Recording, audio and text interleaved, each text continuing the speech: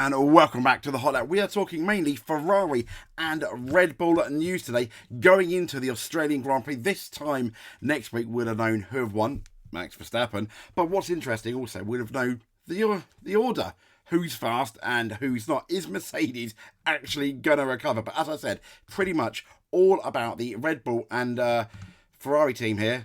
So we've got Hamilton given Ferrari assurances. We'll get into that. We also have motivation potentially being questioned by Damon Hill in relation to the Red Bull team because, hey, they keep on winning. It's a non-stop Red Bull train. Jock Clear saying some interesting things about Ferrari's potential Japan form, and complaint made to the FIA. Well, there's an update there. The FIA having given us an update, but it's not really much of an update. It's just that we're not going to comment on it. Yeah. Oh well. And last but not least, although I've not done the picture for, is Adrian Newey talking about Red Bull's big risk. I just realised that. So anyway, let's carry on with the show. Let's talk about Lewis Hamilton and this Ferrari assurances over his atmosphere, or the atmosphere, going into his big 2025 move. So Fisichella, he did drive for Ferrari. Well, 2009, he left Force India, drove for Ferrari, and he does a lot of Ferrari work now, I think, in their sports cars. And he has assured that Lewis Hamilton will feel in the family at Ferrari from the off when he arrives at the team next season. And why wouldn't he? They're paying him a lot of money. There's a lot of hope. Now, formerly a Scuderia driver himself, Fisichella knows this unique feeling of representing the prancing horse in Formula One and believes Hamilton is going to receive a warm welcome when he arrives in Maranello next year for 2025. Lewis Hamilton, though, needs to be very focused when arriving at Ferrari. This is the report from planetf1.com. But the anticipation for next season is already high. As the sport's most successful team, they still are, despite Red Bull and Mercedes trying their best, they're going to link up with the most statistically successful driver in history, with Hamilton admitting he is fulfilling a childhood dream in becoming a Ferrari driver. But Fisichella added that he doesn't believe it's going to be all plain sailing for the 7-time world champion, who will face one of the sport's brightest talents. That's the man himself, Ferrari's protege, let's say, Charles Leclerc. So, who is already, and as we know, Charles, who has already been in the team since 2019 and been in the Ferrari Academy even before that. So while this can lead to a difficult introduction, it's going to be testing for Lewis Hamilton. Fisichella believes the welcoming atmosphere Hamilton will get at Maranello will override that pretty quickly, though he will need to spend time getting to know people within the Ferrari base, as is fairly normal. The big test is going to be Charles Leclerc. Having said that, the one caveat is he's already been tested with George Russell, and George Russell is no slouch. I keep reminding people, he's the man that beat Lando Norris to the F2 champion. And also, Leclerc is also an F2 champion. And a lot of people have suggested that Charles Leclerc will potentially be better in qualifying than Hamilton. Because despite, I think, Hamilton's massive run of poles, in part, like Verstappen now, due to a very, very good car, I always think his race pace is what sets him apart.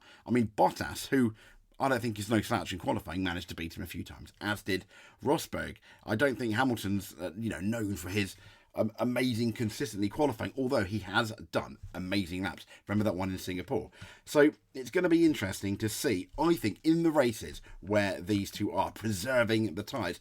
And he's going to have a few races at the very least to get used to that Ferrari car after being with Mercedes powered engines at the very least for pretty much the whole of his Formula One career.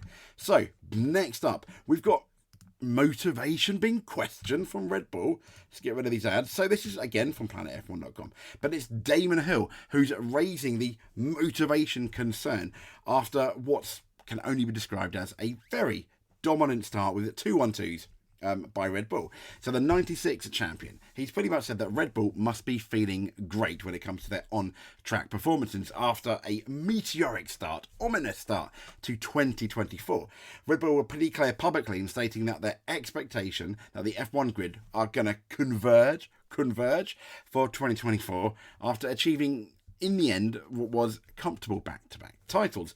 But Max Verstappen has picked up where he left off, much to the sadness of anyone that isn't a Red Bull or Max Verstappen fan, to chase that fourth title in succession. But Damon Hill has said, where's the motivation? So Verstappen has led a pair of Red Bull 1-2 finishes across the line in Bahrain and Saudi Arabia to reaffirm the team's leading status as no one's going to beat us. Yeah, but Red Bull have dropped just 1 point so far. 1 point, and that was Charles Leclerc who claimed that fastest lap in Saudi Arabia.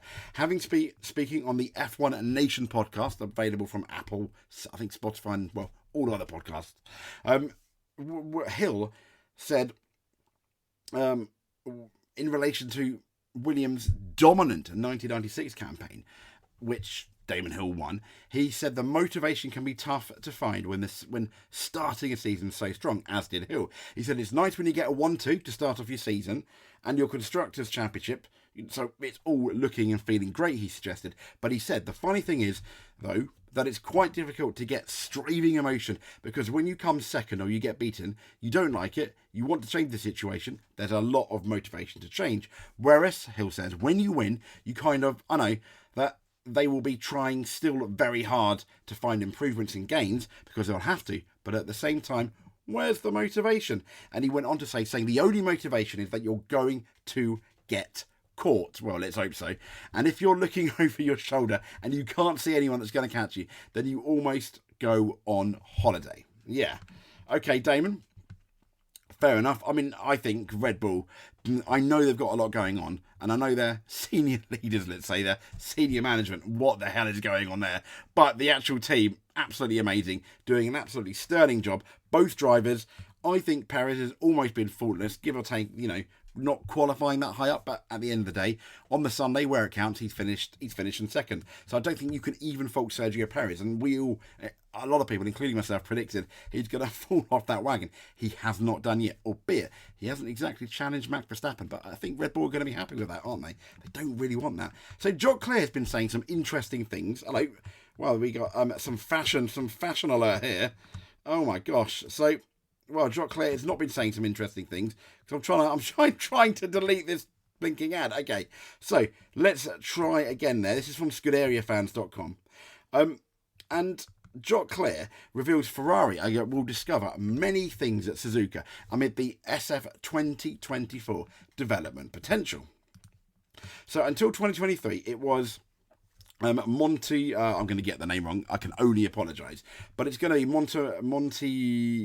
Montmello that was revealing the track of the World Championship, the first to provide a credible and reliable hierarchy of the grid due to its completeness. However, this year the calendar's brought forward the journey of teams and drivers to one of the most anticipated tracks. Yes, after Australia, we are going to Suzuka. And it's theoretically among the teams in search of identity. This has probably been translated. Ferrari is not one of them. The SF24 has been clearly the second best car, but Jock Clare has said is convinced that the Japanese Grand Prix will tell Ferrari a lot about the direction that they've taken. He said, given the structure of this year's calendar, I believe that after 4 races, we will have a fairly precise idea. He says Suzuka is in fact an exceptional circuit to measure a car. I mean, you've got those S's, those absolutely amazing S's in that first sector, which, similar to Saudi Arabia, are, you really need confidence is key, which is also interesting that Mercedes are they going to struggle? I mean, that's the interesting thing. So Suzuka is in fact an exceptional circuit to measure the car, said Jock Clare. They're on that type of circuit will discover many things. And finally, Jock Clare highlighted all the other areas in which Ferrari has progressed. The SF24 is better in terms of downforce, power, lightweight, drivability, and as for the latter aspect, it was a significant step forward made in the winter. Both drivers are much more comfortable with the car, and it's increased predictability, and now they're more confident when they are behind someone and the wind conditions change, so to speak. So that's going to be interesting. So watch out for Ferrari in, I think, 3 weeks from now when we have the Japanese Grand Prix. It's going to be weird watching the Japanese Grand Prix so early on, isn't it? What's interesting though, because it was at the end of the year, we'll really see how much the team's improved over the winter. Because when you go to Bahrain, you have a year, for example, until you go back to Bahrain. But here, it's been, let's just say, a lot less than a year. So The complaint made to the FIA, we reported on it yesterday, the alleged complaint, so Christian Horner's accuser, let's say, has allegedly, well, I think allegedly, because the FIA aren't saying much, but we believe the BBC reports that they've made a complaint to the FIA. And here the FIA responds to the report it received in relation to this Horner accuser. So the person whose allegations against Christian Horner were investigated, as we know, and dismissed by Red Bull. We keep on saying that. And there are supposedly 2 other reports concerning Horner were also made to the FIA Ethics and Compliance Hotline. Sounds like something out of 1984, doesn't it?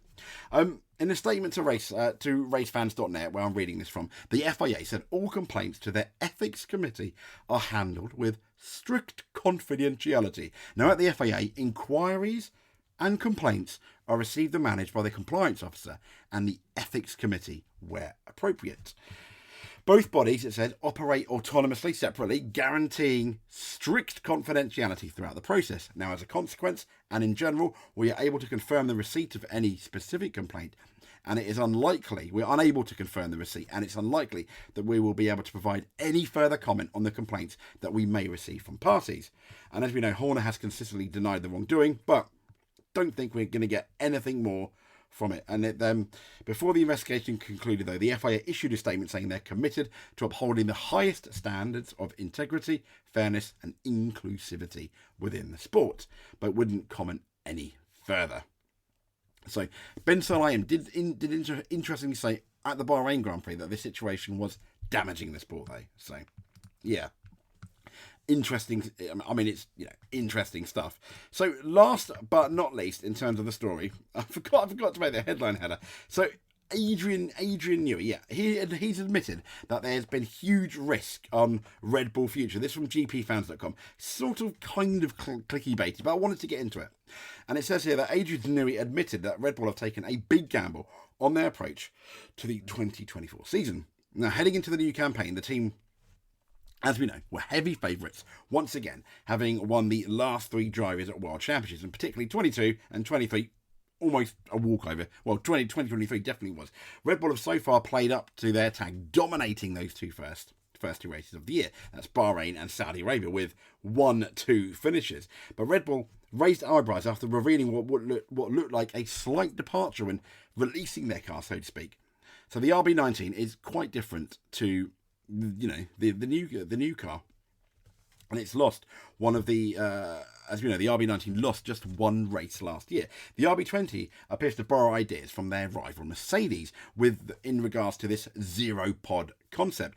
However, according to Adrian Newey, the car is still part of the development path of the RB19, having ruled out going into a brand new concept. But Newey on the Talking Bull podcast recently said last year's car was an evolution of 22, and its main points being, of course, the normal winter developments. We had aerodynamics, so understanding what we needed to do with the suspension, which is key to these cars, to try and use that suspension to try and improve the car overall, and getting weight out of it, because we never got the weight to the weight limit in 22. That's scary, isn't it? Because I'm sure some other teams did. But he said that there is that question: should we have a group that goes out and looks at completely left field ideas, or do we keep developing the route we've taken? He asked. We're resource limited. So he said, so we can't do everything and we can't look at every avenue. So we've taken the approach of developing what we've got. Hopefully that will be the prudent and correct decision. Yeah.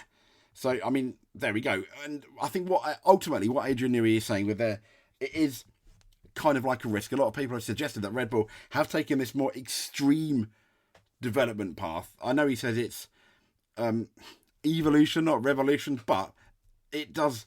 The 22 and the 23 Red Bull cars look very similar. This does look very different, so it does look a lot different. Therefore, yes, it probably was a risk, but Red Bull realised that they had to do something big, because they were figuring that the teams are going to do absolutely their best to try and catch up during the winter, which they have caught up if Red Bull were still using the RB19, but they're not. They're using the RB20. Anyway, that's pretty much it. We'll have our Australian Grand Prix preview sometime tomorrow, as in Monday the 18th of March. If you like what you see, subscribe. That will be great. So stay tuned for more F1 news, for more rally news, BTCC news, and the odd bit of gameplay. We're currently doing the Martin Brundle tour of 1995, if you want to enjoy that. Speak to you soon.